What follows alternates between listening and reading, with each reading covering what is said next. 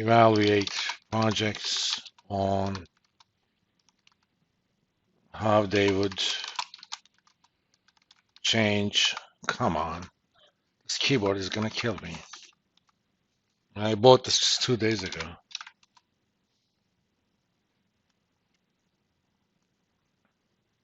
Either somebody's hacking my Bluetooth connection and screwing with me. Maybe I should do this over Wi-Fi. How would change firm cash flows?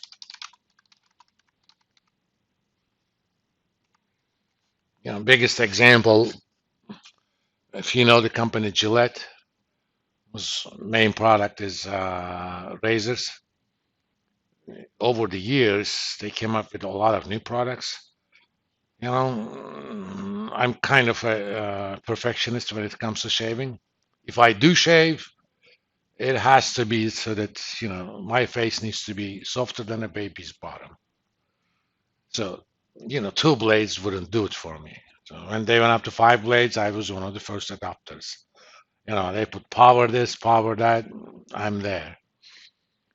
And you look at the projected sales, man, there are a lot of fools like me. So those guys are going to spend money. They think, oh, this project is making so much money. What do I do as soon as I buy the 5 blade? I stop buying the 3. Gillette never did 4 because after 3, Schick came up with Quattro. So Gillette simply said, we ain't doing 4. And 4 is an unlucky number in Japan, by the way. The word for 4 also means death. She.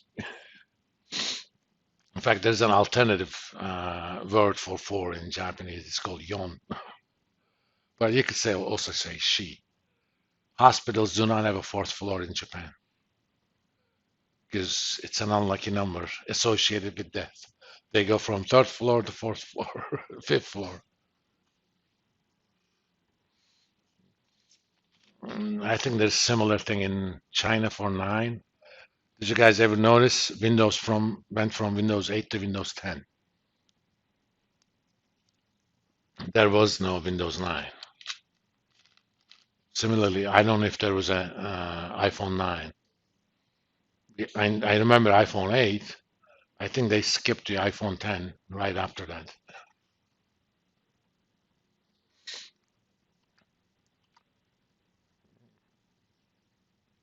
What the hell?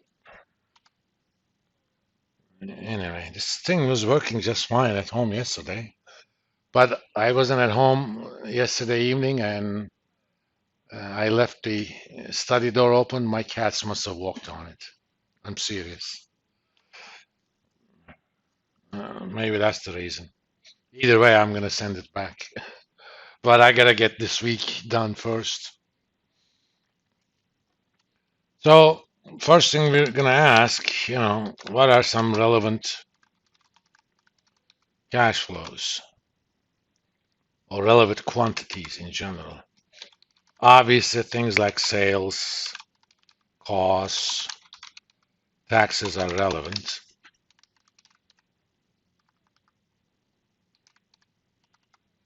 We're going to ask some different questions. For example,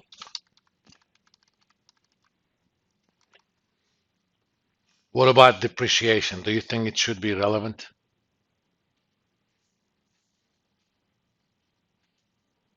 Should I take depreciation into account when I'm making my calculations whether or not a project is profitable? Why?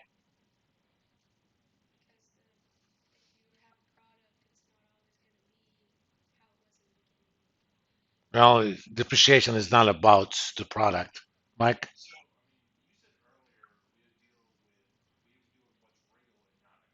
Mm-hmm.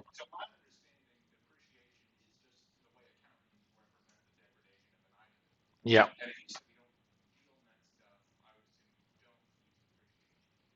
Uh, yes, with an asterisk. In and of itself, we do not consider depreciation to be relevant uh, in terms of cash flows. But depreciation has another function. IRS considered that as a legitimate expense, okay? which means the higher is the depreciation, the lower is my taxable income. So it is relevant through its tax effect. But by itself, we're not going to care about depreciation, only how it reduces our tax bill.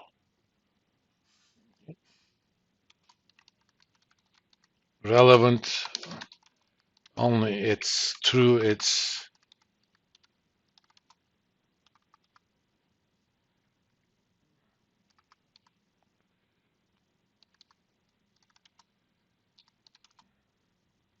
tax effect.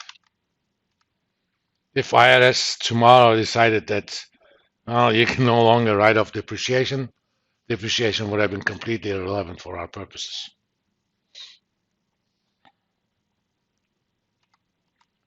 How about interest expense? It's certainly cash. Do you think it should be relevant?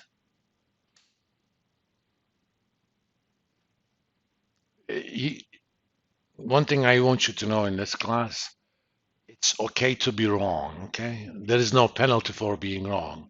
There's a penalty for not saying anything. Michael?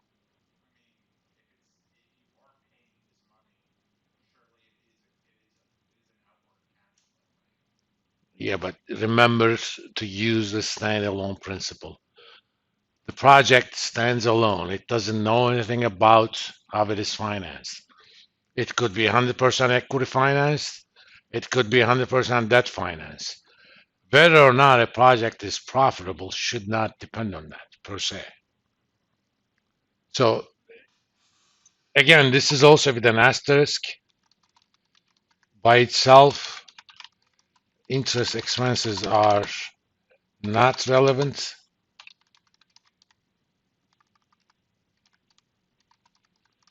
But how the firm is financed affects the so-called cost of capital.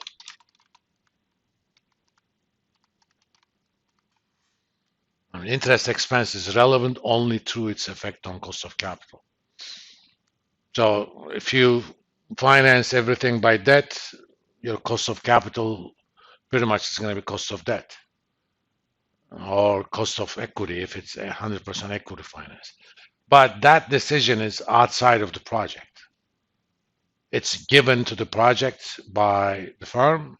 It says, this project's given its riskiness, its cost of capital is 12%. That means I expect you to earn at least 12% on investment. The firm's cost of capital may be 10, but if the project is riskier, you add something on top of that, which is a separate discussion we're going to do anyway. Something we'll do on Wednesday. How about sunk costs? Who's going to tell me what a sunk cost? And I want other voices around the room. You all have taken economics and basic finance, I think. Actually, basic finance is not a requirement for this class, but go ahead.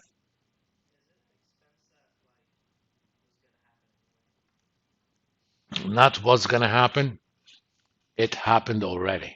Okay. Or alternatively, whether or not the project is accepted, that expense is going to happen. I mean, example, you guys are going to come up with a new product, right? Or the idea for product. But in order to be able to make any projections, you got to do some sort of marketing survey, some sort of research. So you hired a company and paid them $100,000. That $100,000 is before we make any decision. You may not have spent it yet, but if you're going to go ahead and evaluate the project, you're going to have to spend that money. Whether or not you accept the project, that money is going to be spent. So in that sense, on an incremental basis, there is no cash flow. You spent 100,000 with the project, you spent 100,000 without the project being accepted. it's sunk. It's gone. There's nothing you can do about it. I mean, it's one of the also logical reasoning fallacies, sunk cost fallacy. This is common among the gamblers. You know, they go play in the casino and let's say you lost about a dime. Okay, that's gambler talk for $10,000. You lost a dime, and you say, if I leave now, what's going to happen to that 10,000? It's gone. Whether or not you continue, whether or not you lost a dime or nothing, or you made a dime, has nothing to do with what's going to happen on your future gambling. It's sunk cost. It's gone. It doesn't change your decision. Doesn't. But it's a logical fallacy. People do it. People do that in stock investing quite a bit. A lot of stock investors refuse to sell a losing position. I bought a stock at $5. It comes down to 3. They say, but if I sell it, I'm going to realize my loss. You already lost the money. I mean, if something happened and you had to sell it, they're not going to give you $5. They're going to give you 3. Your cost is always the previous day's close because you chose not to sell at that price. That means you effectively bought it at that price. That's why futures market always does daily mark to market. At the end of each day, they evaluate your position. You made money, you lost money. If you made money, they add it to your margin account. If you lost money, they take it out of there. If you lost too much, they actually do a margin call. So you got to put some more money, otherwise we're going to close the position. But the next day, you start fresh. Basically, your starting position is yesterday's close. That's it. You should always think about that way.